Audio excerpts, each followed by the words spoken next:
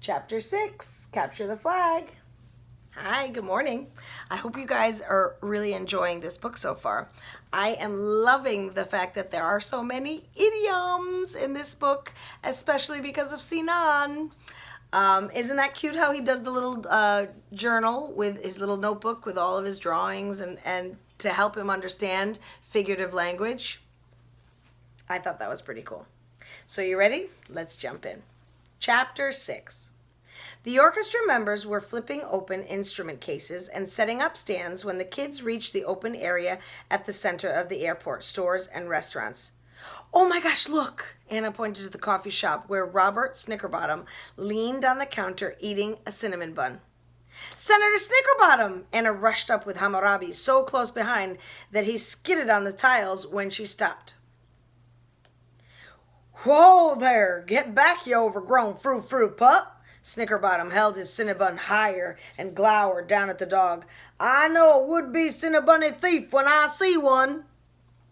Sit, Hammurabi, Anna said, pointing to the floor. Hammurabi sat, but he kept his eyes on the bun, high over Snickerbottom's head. Sorry, Senator Snickerbottom, but now that you're not busy, she pulled out her mini video recorder, would you answer a few questions for my school newspaper?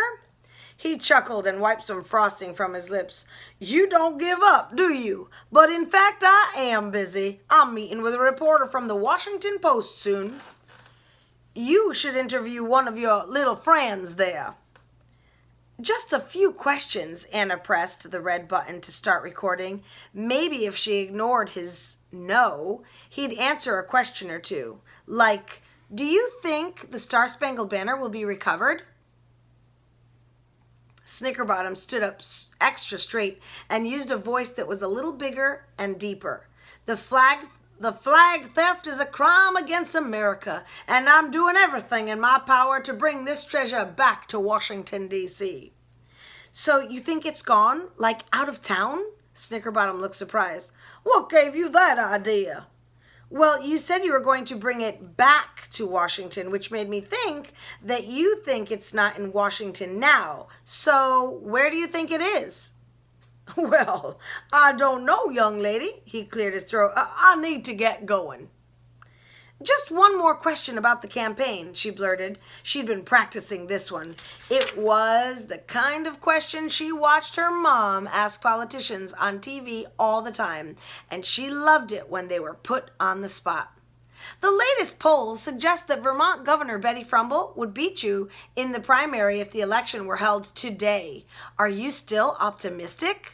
Snickerbottom waved a big hand in front of him, as if he could knock those silly polls right out of the air. Of course I'm optimistic. Those polls don't mean anything. They have a margin of error the size of Texas. Even so, Anna said, she was leading you by double-digit margins in 49 states. Well, there you go. We got 50 states last I checked. Snickerbottom laughed a booming laugh. Hammurabi's ears twitched.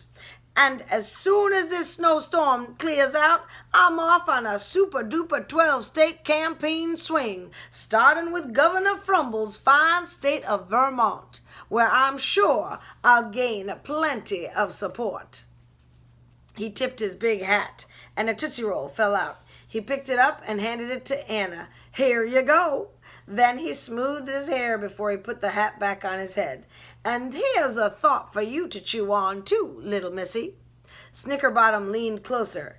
It ain't over till the fat cat sings. And he walked away. Sinan immediately flipped open his sketch pad.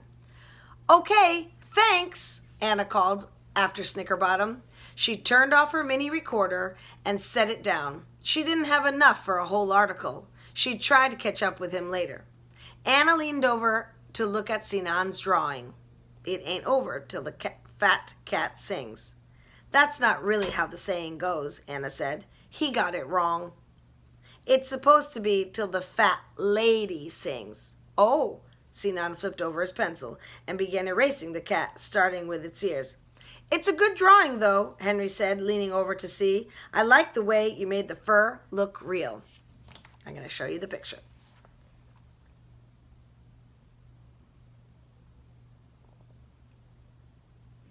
Another idiom. I love how this book is filled with so many idioms.